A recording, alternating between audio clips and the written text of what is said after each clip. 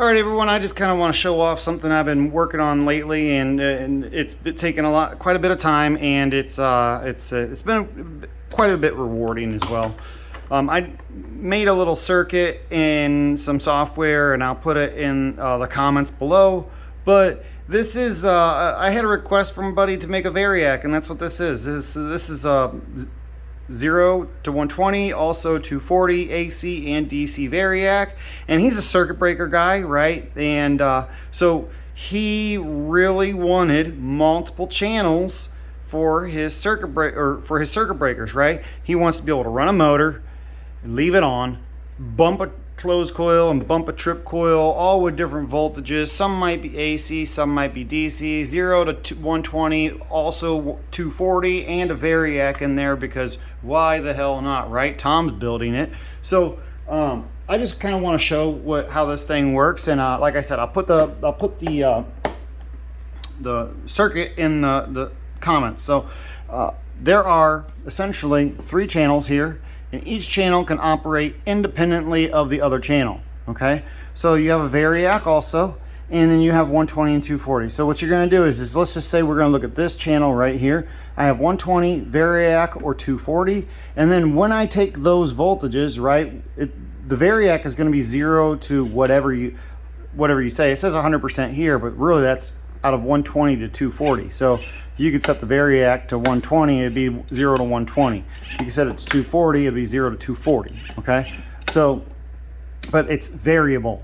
So you might not need that. You might have a DC system and all you need is 120 DC, and that'll work just fine for you. Okay, so this is DC, AC, 120 variac, and 240, and then because why not, right? This is a momentary bump switch going right, and it's a hold to the left. Okay, so that's great for motors. And then these, you can bump it to the right for trip coils, and each one of these operates exactly the same as the other ones. Okay, so that's the freedom that you have in this. So I'm just going to kind of demo how this works real quick, because I think it's really freaking cool. And if you guys want to build one, build it. So this is just, by the way, a volt case that you can get. But let's turn on the power. Let's go ahead, and I'm going to demo that the channels work independently. So I'll just do 48 volts DC on the upper one, and on the middle one, let's go ahead and do 240 AC. Okay, so we'll just say, actually, that probably doesn't make too much sense for how a circuit breaker would be, but let's just roll with it. So we've got the top one's going to be DC 48 volts, and the bottom one's going to be DC. If I can stop pushing all these buttons. All right, so we're set up for DC and AC, and then I'm going to go ahead, let's set this top one up to DC. We already need the variac control. The variac is going to go, let's do completely on, and that way I don't have to sit here and bump them, but I'll show it in a second. We're on variac on this one. We don't need the variac on this one. We just need AC 240. So there's that. And then this one's going to be variac control, and I don't know if you can see. Yeah, you can see it through the wires. So there we go. Now we're at 48 volts DC, and we're at 230 AC over here. And just to prove that I'm not being funky with the meters, if I take this and plug it in over here, you'll see that it ain't gonna read anything because it's set to DC. Okay, so DC works, and I'm just showing there's a difference between the AC and the DC. It's not the same.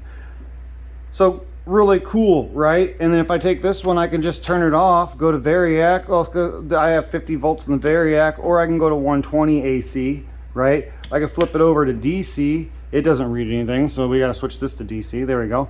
And I can do 120 there or there. I could also bump it, so now it's off. Bump.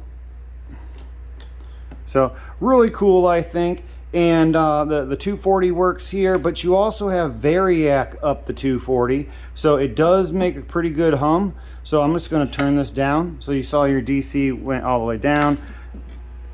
Got a little bit of a hum there, and so now we've got our DC. We can go all the way up to 250 volts DC. Now it is going to bog down probably around to 230 or something once you put a load on it. Okay, but that's it. That's pretty much it in a nutshell. And if you guys want to build something like this, like I said, I'll put the circuit in the diagram or in the comments below. And yeah, thanks all.